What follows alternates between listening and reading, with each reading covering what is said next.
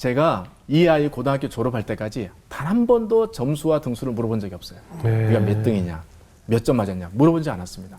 제가 우리 아이를 포기한 게 아니고 점수와 등수라는 안경으로 아이를 바라보는 시선을 없애야겠다. 네네. 왜냐하면 점수와 등수라는 안경을 딱 가지고 보면 그 안경 속에 들어온 애만 내 새끼의 모습이에요.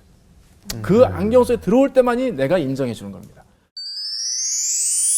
대표님은 자녀들 사교육 어떻게 그러니까 예. 물론 저희가 이제 예. 태권도 학원이라든지 뭐 이런 데는 좀 시켰지만 국영수 보습 학원이라든지 이런 데는 시키지 않았고요. 물론 우리 아이들이 이제 고등학교 3학년 때는 인강, 수능을 위해서 인강은 불가피하게 들을 수밖에 없고 그래서 제가 사교육을 전혀 제가 하지 않았다라고 말할 수는 없지만 그러나 학원은 보내지는 않았습니다. 근데 문제는 근데 이제 저희 아이들이 아주 제가 하는 일에 대해서 자기 아빠가 하는 일에 대해서 자부심을 느끼는 겁니다. 그래서 중학교 1학년, 2학년, 3학년 그럴 때 3월달 되면 아깝다 학원비를 가지고 학교에 가요. 그래서 이 소책자를 자기 친구들이 나눠주겠다고. 그래가지고 가지고 갑니다. 2만 글씨 들고 갑니다. 갔다 와서 제가 궁금하잖아요. 어떻게 나눠줬니? 얼마나 나눠줬니? 했더니 거의 못 나눠줬다 하더라고요. 왜요? 그래서 왜 그러냐 했더니 제 성적이 학원 다니는 아이들보다도 낮아가지고 이 소책자를 나눠줄 이게 명분이 안 선다는 겁니다. 1등 정도 돼야 야 학원 안 가고도 이렇게 할 수 있어 이게 되는데 야 네가 그러고 있으니까 공부를 못하지 이렇게 안 먹히지. 네가 이거 말할 때 자격이 있니? 그래서 진짜 친한 몇 명에게만 나눠주고 자기는 못 보내주고 갔다. 그래도 제가 얼마나 짠한지 너무 감사하더라고요. 이걸 받아서 집에 갔는데 엄마가 야 그럼 뭐야 엄마 친구 누가 주던데 걔 공부 잘하니? 아니 못해. 그러니까 못하지. 이거 되는 거 아니야? 그러니까 나 이 말에 굉장히 공감하는데 저도 이제 항상 아이를 어떻게 해야 된다라는 얘기를 막 하다 보니까 아이가 내 성적표가 돼 있더라고요. 그렇죠. 그러니까 그래? 그럼 네 애 얼마나 잘 키워지지 보자. 그렇지. 이렇게 자꾸 이런단 말이에요. 맞아요. 그래서 저도 사실 제 아이가 잘 크기를 당연히 바라고 있지만 그 아이가 내 성적표가 되지 않기를 바라는 마음도 있는데 그런 마음이 부담이 있으시겠어요? 아니 저는 원래 그래서 저희 아이가 범생인 줄 알았어요. 제가 범생이고 제 아내가 범생이니까 범생 플러스 범생은 범생이지 날라리가 나올 수는 없잖아요. 근데 이 아이가 중학교 올라갔을 때 세상에 교복을 와이셔츠를 바깥에 해놓고 학교를 가더라고요.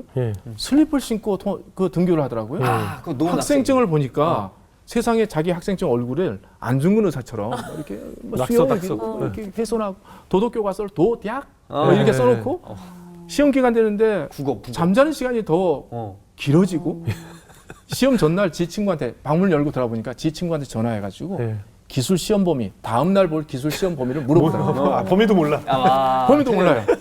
야 대범하더라고요. 그런 애가 아깝다 학원비 갖고 가면 어떻게? 그래가지고 제가 이 중간고사 첫 번째 중학교 1학년 중간고사를 봤을 때 문제지를 다 가져오라고 했습니다. 가져와서 보니까 전 과목 채점을 하나도 안 했습니다. 그래서 너 왜 채점 안 했어? 그랬더니 하는 말이 선생님이 답을 너무 빨리 불러주셔가지고 자기가 채점할 시간이 없었다는 겁니다. 거짓말이죠. 그러면 앞에 몇 개라도 채점을 했었어야 되죠. 아니요 친구들한테. 그런데 하여튼 이제 그래서 그때부터 시작해서 제가 이 아이 고등학교 졸업할 때까지 단 한 번도 점수와 등수를 물어본 적이 없어요. 네가 몇 등이냐, 몇 점 맞았냐 물어보지 않았습니다. 제가 우리 아이를 포기한 게 아니고 점수와 등수라는 안경으로 아이를 바라보는 시선을 없애야겠다. 왜냐하면 점수와 등수라는 안경을 딱 가지고 보면 그 안경 속에 들어온 애만 내 새끼의 모습이에요. 그 안경 속에 들어올 때만이 내가 인정해 주는 겁니다. 그 안경 바깥에서 아무리 의미 있는 활동을 해도 내가 모르고 그리고 안다 하면 혼내고 이렇게 되기 때문에 이게 결국은 안경 바깥에 우리 아이가 있으면 아이가 찾아오지 않죠. 아이가 저하고 말 걸지 않죠. 그래서 나중에 지나가다 보면 아이를 잃어버립니다. 정신적으로 잃어버려요. 그래서 제가 아이를 놓치지 않기 위해서 그 안경 벗어버리고 아이의 삶을 통으로 이해하는 그런 방식을 삶을 그 큰 안경을 좀 제가 썼죠. 그렇게 하니까 마음껏 자기가 그렇게 학교 생활을 하고 지 하고 싶은 건 마음껏 했습니다. 공부는 고등학교 2학년 6월 달에 국어 시간에 시 공부하면서 그때 눈을 떴습니다. 공부에 대해서. 시 공부하면서 와 시라는 세계에 있구나. 이게 자기 감정을 표현하는 거야? 그러면서 나도 한번 시 좀 써봐야지. 그래서 어느 날 저한테 와서 아빠 제가 자작시를 한 편 썼는데 한번 읽어봐 주시겠어요? 네. 시를 딱 봤습니다. 너무나 시가 잘 써졌습니다. 그러니까 학교 공부, 지식을 통해서 자기 감정을 표현한 겁니다. 지식과 자기가 만난 거죠. 이게 진짜 공부거든요. 그래서 이제 알고 봤더니 1년 전에 이 아이가 한 여학생을 사귀었는데 헤어졌습니다. 너무나 고통스럽고 괴로웠는데 그 고통의 그 감정을 표현할 길이 없다가 국어 시간에 시를 보고 내 감정을 표현할 수 있는 지식의 세계가 열렸구나. 그래서 그 지식을 가지고 자기 감정을 풀기 시작한 겁니다. 이게 진짜 공부거든요. 그래서 사실은 진짜 공부는요, 뭐가 필요하냐면 경험이 필요해요. 수많은 경험이 있으면 그 경험이 축적돼 가지고 결국 나중에 지식을 공부하면 이 경험을 어떻게 해석해야 되지? 이러면서 자기의 어떤 세계가 되는 겁니다. 그러다가 입시 공부는 고등학교 3학년 때 시작했죠. 그래서 어떻게 됐어요? 그래서 뒤늦게 하는 공부니까 철들어서 하는 공부니까 부모가 그렇죠. 뭐라고 할 필요가 없이 자기가 스스로 하는 거죠. 거잖아요. 그러니까 어차피 성적이 막 엄청 올라가더라고요. 어차피 떨어질 점수도 없어요. 바닥이니까. 그렇게 해서 막 올라가고 그렇게 했는데 나중에 자기가 심리학을 공부하기로 했습니다. 그런데 심리학과는 정말 경쟁률이 높아요. 그런데 이 아이가 다른 과목은 다 올라갔는데 수학만 제자리였어요. 8등급. 8등급이군요. 네, 9등급에 8등급. 왜냐하면 초등학교 5학년 때 수학을 포기했거든요. 그런데 뒤늦게 그러면 재수를 해야 되는데 심리학을 포기할 거냐, 수학을 계속 포기하면서 살 거냐. 그러다가 자기 전공은 포기하기 쉽지 않은 겁니다. 그래서 그제서야 이 아이가 중학교 1학년부터 3학년까지 수학을 한 달 동안 인강으로 떼더라고요. 왜냐하면 어차피 고등학교 아니에요. 고등학교 입시 수능에서 필요한 수학의 양은 중학교 양은 한 달짜리밖에 안 돼요. 몇 개 안 됩니다. 그래서 그걸 한 달 동안 떼고 그 다음에 이제 그 수학을 이제 열심히 파가지고 수학만 가지고 이야기하면 2등급까지 됐습니다. 수능 8등급에서. 그런데 이 아이가 그래도 심리학과는 2등급 가지고 안 돼요. 그래서 포기했습니다. 심리학 포기했어요. 그래서 어차피 대학원 가서 공부하자.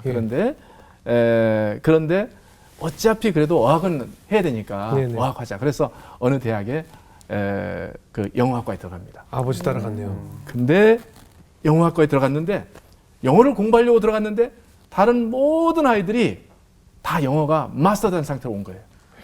유학을 떠나서 조교학 떠나서 이거 점점 사교육이 필요하겠다는 생각이 아니 그래서 우리 아이가 그 속에서 당황한 겁니다. 아이들이 한국말로 하는 영어 수업 시간인데도 교수님 저 영어로 리포트 제출하면 안 되나요? 그게 저는 더 편한데요. 뭐 이렇게 얘기하는 아이들이 대부분이니까 우리 아이가 이러다가 내가 죽겠어. 어느 날 저한테 와서 하는 얘기가 아빠 나 이러다가 나 죽겠어요. 그러니까 학원 보내줘 그런 거 아니야? 나 이제 나 그만두고 싶어. 그래가지고 학교를 그만 때려치고 다시 반수해가지고 교육학 공부를 한 겁니다. 그 교육학과가 가만히 보니까 교육심리, 교육상담 또는 교육철학, 교육사회학이 있는데 그 학교의 교육학과에 상담 내지 심리학 과목이 유난히 많았어요.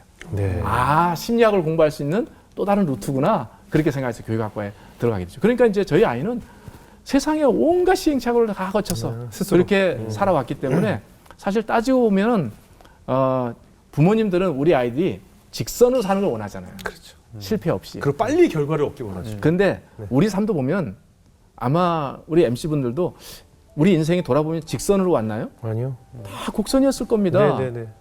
강물도 곡선으로 흐르잖아요. 그러네요. 근데 그래서 아름답잖아요. 근데 강물이 왜 곡선으로 흐르는가? 흐르다가 산맥을 만나서 돌파하지 못해서 결국 휘감아 도는 거 아닙니까? 우리 아이들도 자기 힘으로 돌파하지 못하는 그 장애 속에서 이 휘감아서 우찌우찌 하다가 바닥까지 가는 거잖아요. 그래서 저는 아이들의 그 실패라든지 실수 이런 것들이 결국 그게 시간의 낭비가 아니고 오늘의 나를 구성하는 굉장히 좋은 경험이다라고 생각하고 저희 아이가 그렇게 사는 것에 대해서 저는 응원하고 아주 만족하고 그렇게 살고 있습니다.